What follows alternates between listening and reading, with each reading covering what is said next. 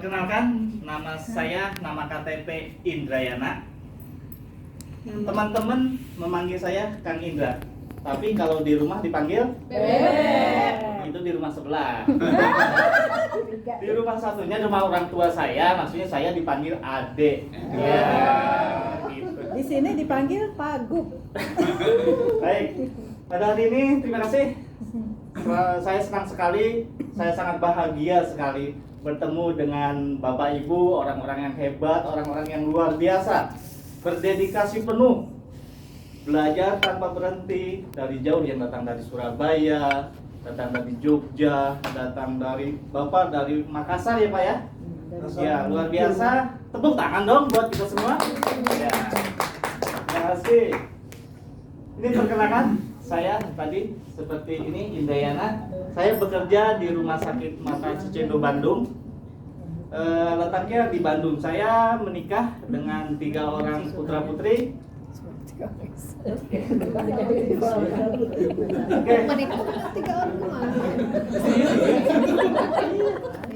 Ya, putra saya 3, satu yang udah SMA, yang paling besar sudah kuliah. Jadi saya bekerja di Cicendo sudah kurang lebih 24 tahun. Wow. Oke. Baik, saya senang tadi. Bagaimana teman-teman? Semangat? Semangat. Untuk lebih bersemangat lagi, silakan Bapak Ibu saya minta dengan hormat untuk berdiri. Ya. Oke, gini. Ini udah kenalan lagu ini? Minggi dong, minggi dong, minggi dong, minggi dong, trainer mau lewat. Ya gitu. Ini diulang 2 kali, yang ini diulang 2 kali. Lalu nanti setelah ini nanti saya akan bilang seperti ini ya, Pak. Trainer PPSSI luar biasa. Oke? Kita mulai ya. Oke. Gimana badannya? Minggir dong. Gini ya. Oke.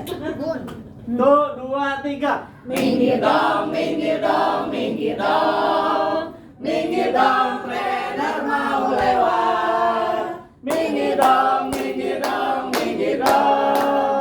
Minggir dong, trainer mau lewat. Trainer PPSSI Luar biasa. Silakan Bapak Ibu duduk kembali. Terima kasih. Ya. Aman-aman. Minggir dong. Ke Semanggi beli obat. Cakep. Semangat pagi, calon trainer hebat. Yeay. Baik, pada kesempatan ini saya akan ya, dari tujuan dari hasil pembelajaran kali ini kita adalah tentang peserta mampu melakukan distribusi produk steril sesuai prosedur. Selanjutnya, indikator hasil belajar menjelaskan transportasi kemasan steril, kemudian mengidentifikasi sumber risiko terkontaminasi kemasan steril, selanjutnya melakukan transportasi instrumen steril dari unit sterilisasi ke unit pelayanan, dan yang terakhir melakukan dokumentasi distribusi kemasan steril. Halo. Hai. Asik. Materi pokoknya yaitu ada seperti ini: transportasi kemasan steril, kemudian sumber risiko terkontaminasi, transportasi instrumen steril, kemudian yang terakhir dokumentasi. Baik, saya ingin tahu mungkin kita apa itu distribusi. Tahu nggak? Mungkin Bapak Ibu kan ada ya distribusi ini, ada Shopee datang, itu kan distributor kan? Ada Shopee, ada apa, ada itu. Kira-kira apa itu distribusi? Gimana? Penyaluran. Serangkaian kegiatan menyiapkan dan menyerahkan produk steril dari ruang penyimpanan unit CSSD ke unit pengguna dengan menggunakan sarana transportasi yang sesuai standar. Hebat nih. Luar biasa Kang Indra. Terima kasih. Nah, ini seperti yang tadi Pak Ganjar. Pak Ganjar ya, betul ya Pak? Betul. Saya lihat tadi Bapak namanya sih Pak Ganjar gitu ya. Definisi dan distribusi adalah serangkaian kegiatan menyiapkan dan menyerahkan produk steril dari ruang penyimpanan di unit sterilisasi sentral kepada unit pengguna dengan menggunakan sarana transportasi yang sesuai standar untuk menjamin kualitas sterilitasnya. Selanjutnya, produk steril itu apa?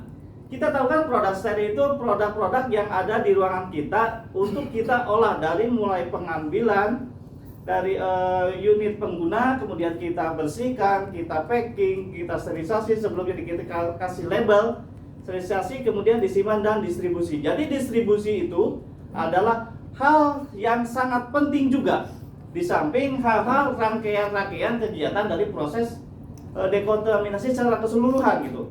Jadi distribusi itu merupakan hal yang penting, tidak tidak hal yang enggak penting gitu. Itu adalah suatu rangkaian, suatu sistem, karena kita yang bertanggung jawab dari mulai tadi proses dari unit pengguna kita cuci dari sampai dengan distribusi. Kita sebagai praktisi sterilisasi itu sangat-sangat menjamin kualitas dari sterilitas dari alat yang kita kelola. Ini tujuan dari distribusi adalah memenuhi kebutuhan unit kerja terhadap produk steril. Jadi kita adalah suatu tadi teman kita mengatakan bahwa jantung daripada unit rumah sakit, jantung daripada klinik, jantung dari pelayanan kesehatan yang ada di kita. Jadi tanpa produk steril, teman-teman di kamar operasi, teman-teman di ruang tindakan, teman-teman di IGD tidak akan menjalankan tugasnya sesuai dengan apa yang mereka maksudkan gitu. Tujuan dari mereka bisa pembedahan dari appendektomi misalnya. Tanpa alat kita yang kita produksi, tanpa alat kita yang kelola, tanpa alat steril, niscaya mereka tidak akan bisa mengerjakan itu. Setuju ya? Setuju. Baik dong, tepuk tangan buat kita dong. Ya. Terima kasih. Kemudian selanjutnya mencegah kekosongan produk steril di unit pemakai. Jelas. Kemudian memastikan distribusi produk steril dengan mutu yang terjamin. Kemudian mencegah adanya kehilangan. Jadi seluruh proses distribusi itu kita bertanggung jawab. Selanjutnya transportasi instrumen steril dari unit sterilisasi ke unit pelayanan. Jadi persiapan-persiapan apa yang harus kita siapkan sehingga unit atau sehingga produk steril kita itu sampai di tangan unit pengguna. Jadi salah satu persiapannya kita persiapan petugas, persiapan alat-alatnya, sarana prasarana, kemudian ada persiapan lainnya. Salah satunya adalah persiapan petugas. Pada saat proses penyerahan petugas unit sterilisasi sentral dan petugas dari unit pengguna melakukan proses serah terima secara tatap muka. Jadi jangan sampai secara daring gitu. Itu kan bukan hal yang daring, bukan hal yang yang di remote gitu. Jadi itu hal yang harus ditatap mukakan dari kita petugas kepada unit pengguna, pun sebaliknya dari tugas unit pengguna ke kita itu harus serah terima dan divalidasi dengan cara di paraf atau tanda tangan. Itu adalah bukti validasi bahwa alat tersebut memang jelas-jelas terserah terimakan gitu. Kemudian persiapan sarana pendukung. Tadi kan persiapan petugas. Kemudian persiapan sarana pendukung. Pertama, dapat menggunakan troli atau kontainer atau box tertutup khusus untuk barang bersih dan produk steril. Jadi syaratnya itu ininya sarananya misalnya trolinya tertutup dan mudah dibersihkan. Oke, halo. Hai. Oke.